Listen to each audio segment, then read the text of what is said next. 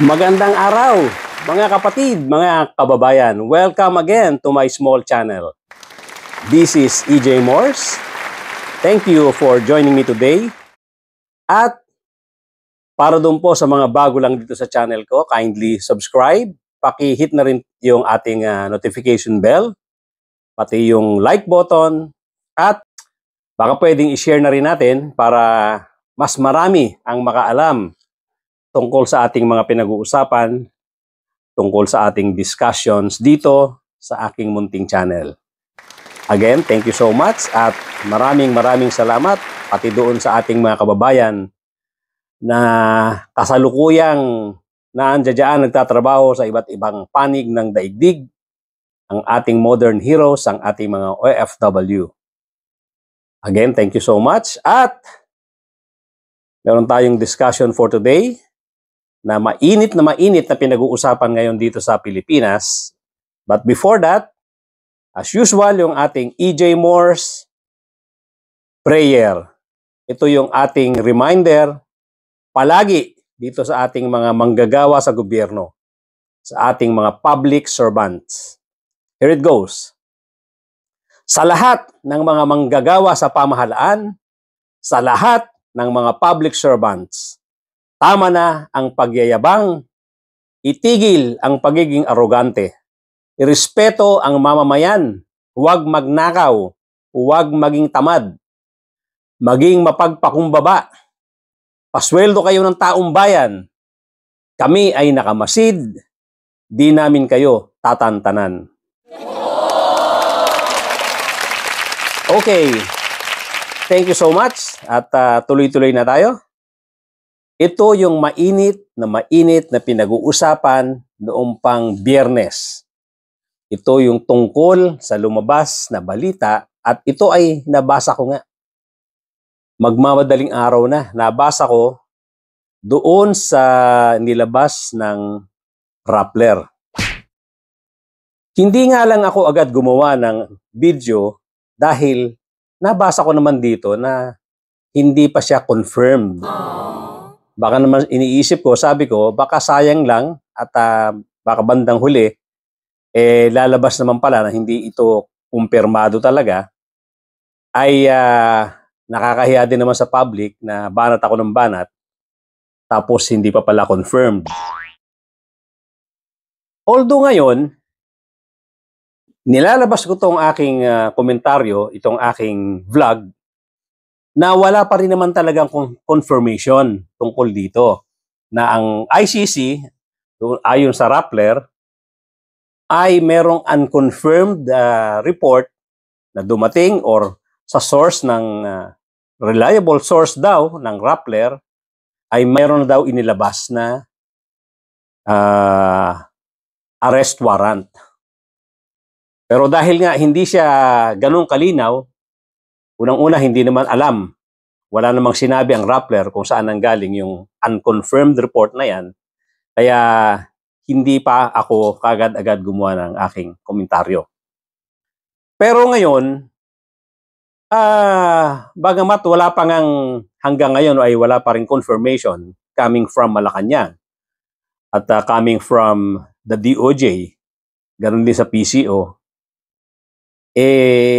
hindi pa rin sila ganun kalinaw na nagbabalita tungkol dito.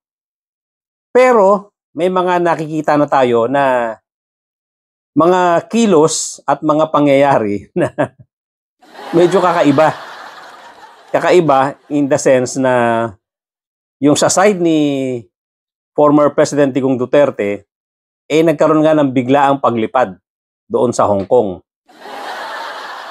Na wala namang nababalita, wala naman silang nilalabas na press release na si Digong Duterte ay pupunta ng Hong Kong.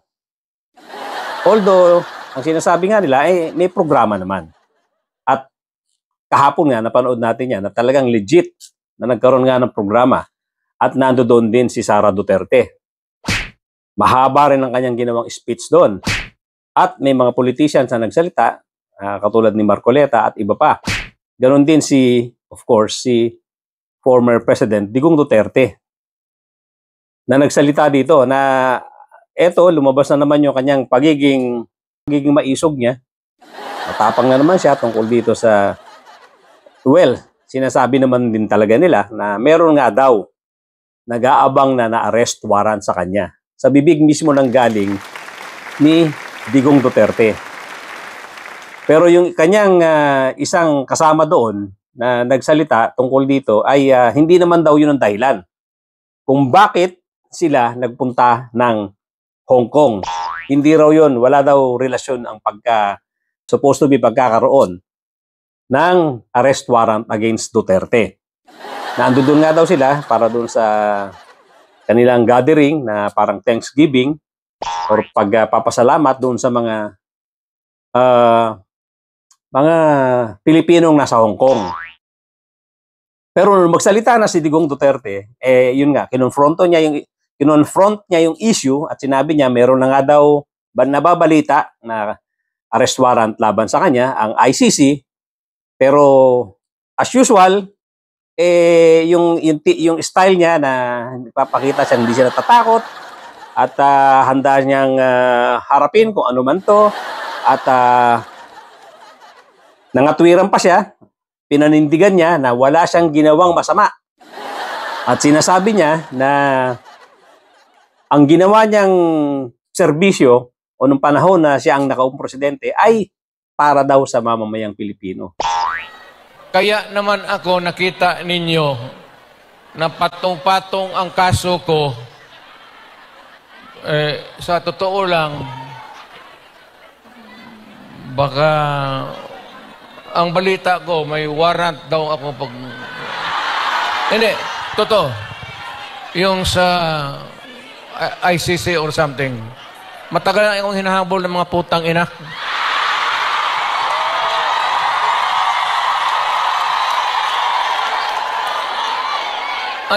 Ano man ang kasalanan ko,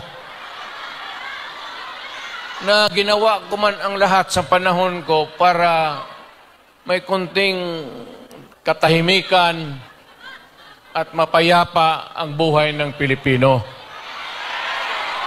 Ang problema nito, ewan ko kung ang tingin ng... Ako'y laro yung...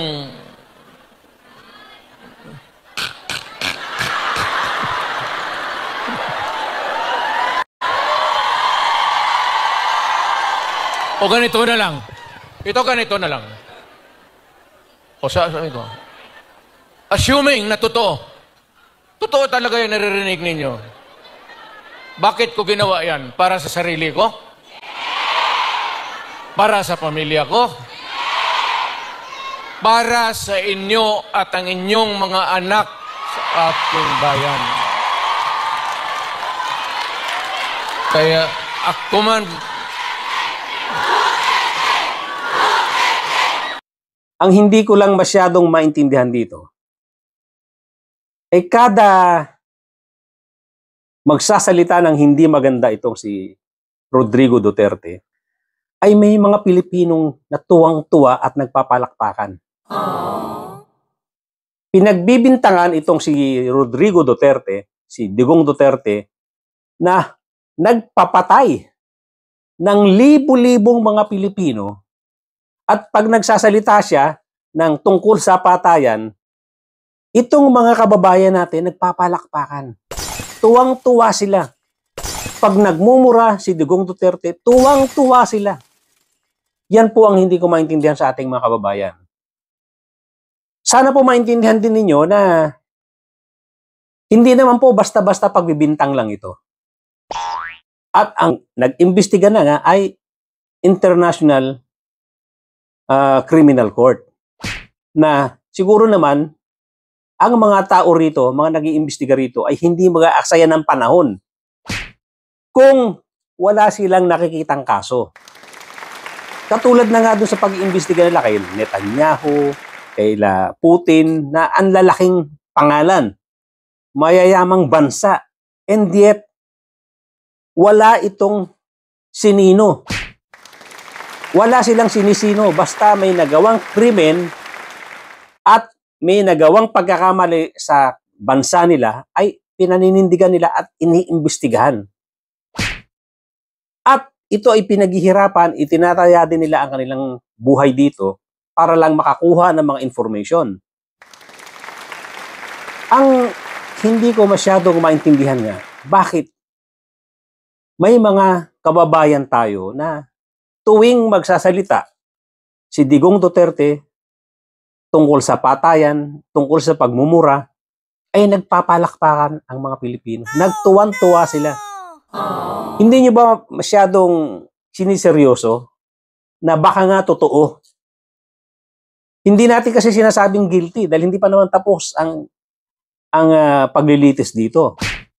Mag-iimbestiga pa lang sila na iharap, malamang iharap kung totoong meron ng arrest warrant para iharap na sa hustisya, iharap sa paglilitis itong si former President Digong Duterte.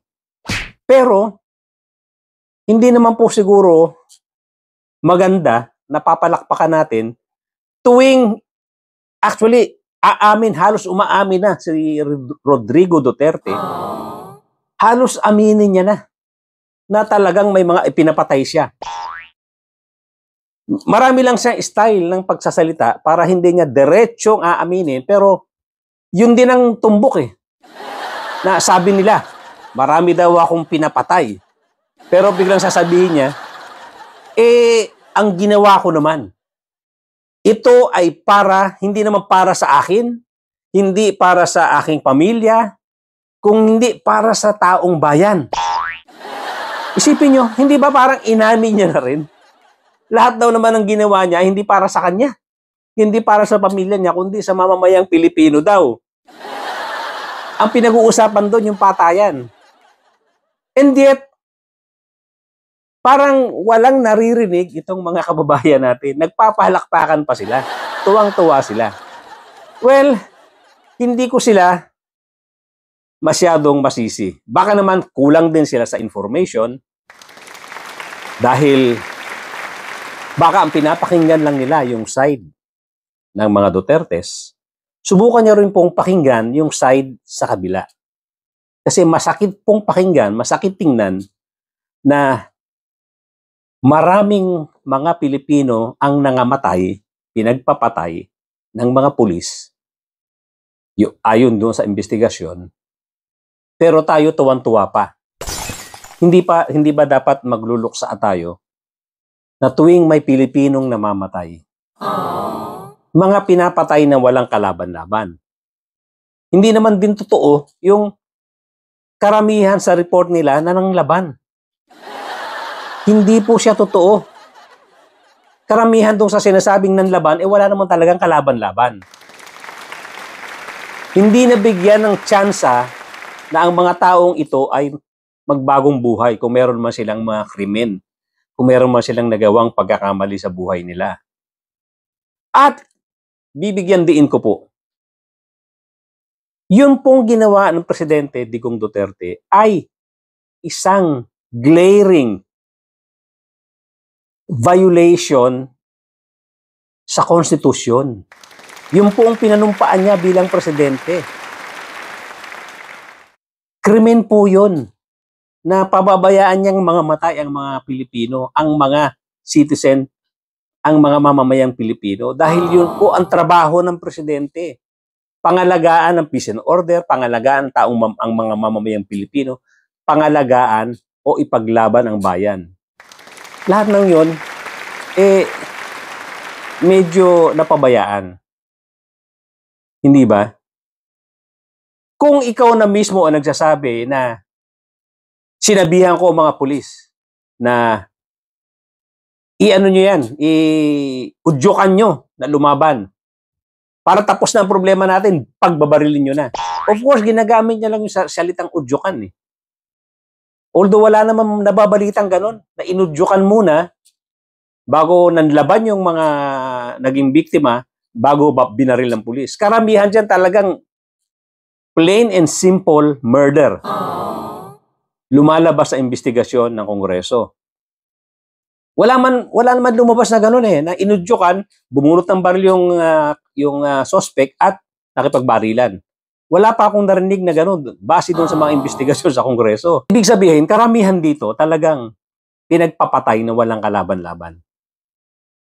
Kaya nakakalungkot na may mga Pilipino na pinapalakpakan itong nangyaring karumal-dumal at napakadilim na bahagi ng ating history dito sa Pilipinas under the presidency of Digong Duterte. Nakakalungkot po yun. Dahil sa tansya ko, kung iyan ay aabot nga ng 30,000, kailan pa nagkaroon ng ganyang karaming patayan? Walang nangyayaring ganyang karaming patayan.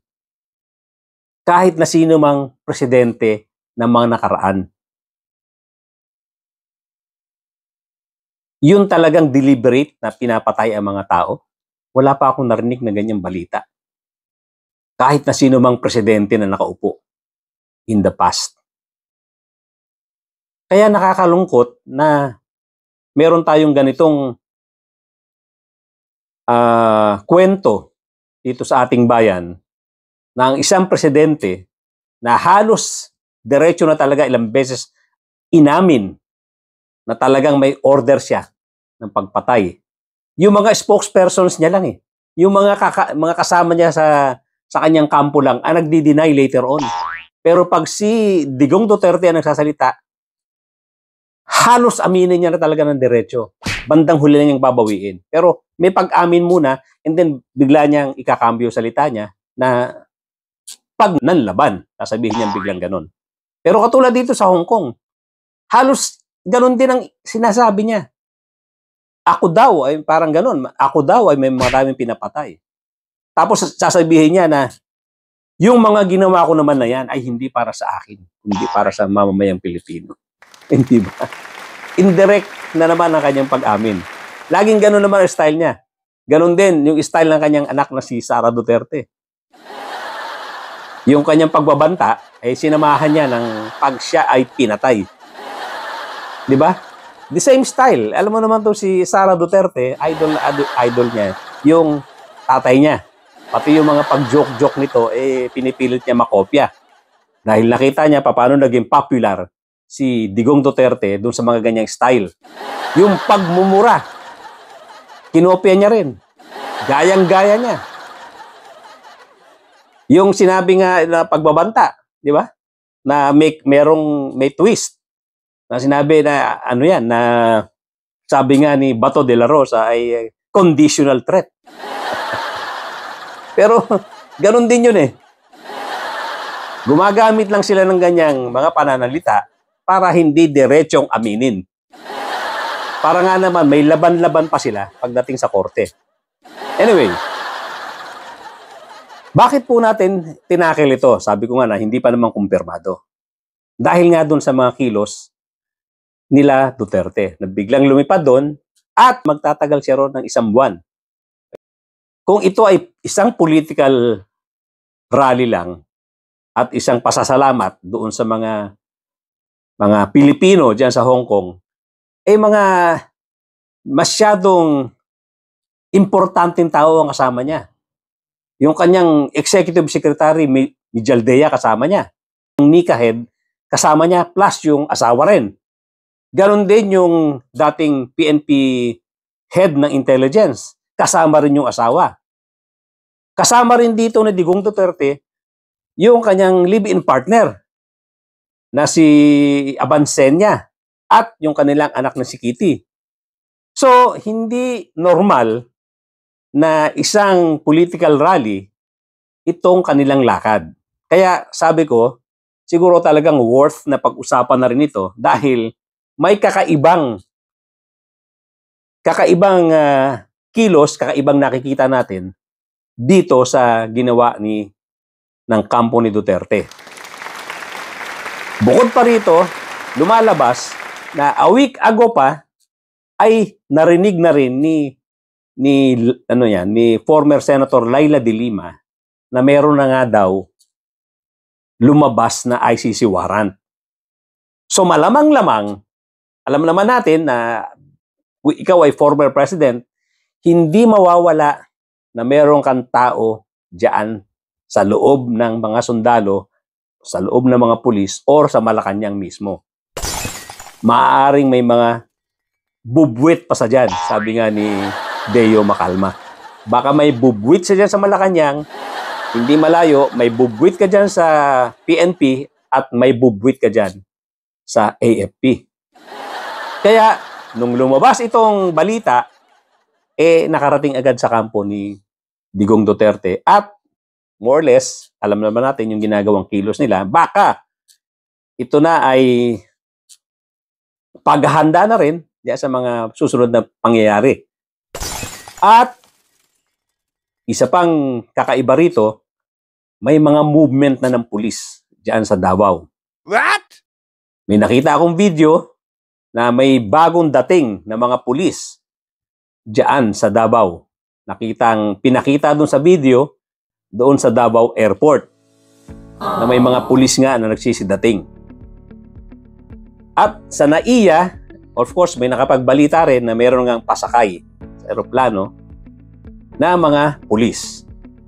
So yan mga kababayan, kaya sinabi natin, kailangan na rin siguro natin i-discuss itong pangyayari na to dahil may mga kakaibang movement na kahit wala pang confirmation itong ICC warrant of arrest, parang may mga pagkilos, may mga suggestions na, may mga kilos na parang nagtatama-tama na mukhang meron gang warrant of arrest na inilabas na ang ICC.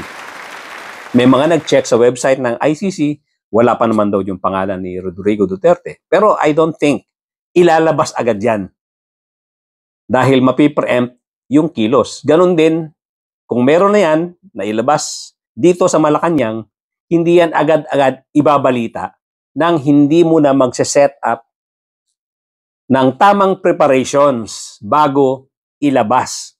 Kasi magmumukhang kawawa naman tayo dyan na walang preparasyon ay magsasalita ka na kagad na mayroon ka ng warrant of arrest, di magmumukhang tangalan tayo dyan. Ngayon nga lang, wala pa, nakauna na si Duterte. Nandun na sa Hong Kong. Doon na. Ibig sabihin talagang mabilis ang balita. Dahil nga siyempre, former president yan, hindi yan maglagay ng mga ahente niya, ng intelligence officers niya dyan sa loob. Kaya sa tingin ko, malamang sa totoo na itong ICC warrant of arrest. Kaya nandiyan dyan na sa Hong Kong itong si Digong Duterte. Kaya kasama niya ang kanyang mga intelligence officer, kanyang executive secretary, pinagkakatiwalaan niya, yung NICA head, mga kasama niya, matitinding opisyal yan, na andyan dyan yan para gumawa ng strategy nila. Malamang-lamang. Strategy kung ano ang isusunod nilang gagawin pag nag-declare na ang Malacanang na naandi dito na nga sa Pilipinas ang ICC warrant of arrest. Ngayon, hindi naman sa tayo ay natutuwa kung totoo man na maaresto or mayroon ng warrant of arrest para dito kay former President Digong Duterte. Dahil alam naman natin, mahina na rin yung mama, matanda na. Halos nahihirapan na maglakad. Meron na siyang tungkod at inaalalayan na. Nakakalungkot din yan. Dahil Pilipino din yan at senior citizen yan. At naging former president yan. But then again, hindi po pwedeng hindi panagutin ang former president kung may mga krimen siyang nagawa. Kaya sabi ko nga, hindi natin ikakatuwa na makitang aarestuhin ang isang katulad ni Digong Duterte na matanda na, dating presidente, pero hindi maaaring gawin dahilan din yan para hindi managot sa batas kung meron siyang nagawang pagkakamali. Same is true for Vice President Sara Duterte. na nagpakita rin ng kumpiyansa. Masaya pa siya. Pinapakita niya yung pag-speech niya doon sa Hong Kong. Despite the news that ICC warrant of arrest is already out. Siya rin, kung merong pananagutan sa batas, kung meron siyang ginawang pagkakamali dito sa bansa natin, hindi natin ikasisiya kung siya ay magkakaroon ng arrest warrant, kung siya ay huhulihin din, kung masasangkot siya rito sa EJK na to, at iba't ibang kaso pa rito sa Pilipinas. Pero, kailangan managot kung may mga ginawang pagkakamali sa batas. Otherwise, magmumukhang tanga tayo dito sa Pilipinas. Hindi dahil marami kang supporters, hindi dahil sikat sila, hindi dahil mayaman sila, marami silang tauhan, may power sila, ay palulusutin natin kahit may ginawang pagkakamali. Kahit na sino pa, basta may ginawang pagkakamali, dapat managot sa batas. Gaya nga doon sa aking EJ Moss prayer, di ba? Ito ay nagpapaalala sa lahat na dapat kung public servant ka, dapat mapagpakumbaba ka, dapat may pananagutan ka. Kung gagawa ka ng pagkakamali, mayroon kang ginawang pagnanakaw, pagpatay, etc., hindi po pwedeng dahil sikat ka, dahil powerful ka, dahil may pera ka, dahil marami kang tagasunod, marami kang tagahanga, ay dapat kang palusutin. Hindi po dapat ganyan. Dapat pagdating sa batas, pantay-pantay. Pag may ginawang pagkakamali, papanagutin po natin. At yung ating mga kababayan na pumapalakpak, tuwing makakarinig ng pagmumura, tuwing may pag-amin ng pagpatay, ay magpapalakpakan at tuwang-tuwa. Karapatan niyo po yan kung gusto niyo yung ganyan ang inyong kilos, pero nakakalungkot po para doon sa mga naging biktima na ganyan ang magiging attitude niyo. Libo-libo po ang naging biktima pagkatapos makikita na tuwang-tuwa kayo na nagpapalakpakan tuwing aamin si Digong Duterte, tuwing magmumura si Digong Duterte, at sinasabi niya na indirectly na siya ang may kagagawa ng patayan na yan. At there was one time pa nga, nung sa Senado, yung sa investigasyon, sinabi niya pa na kulang pa nga daw yan.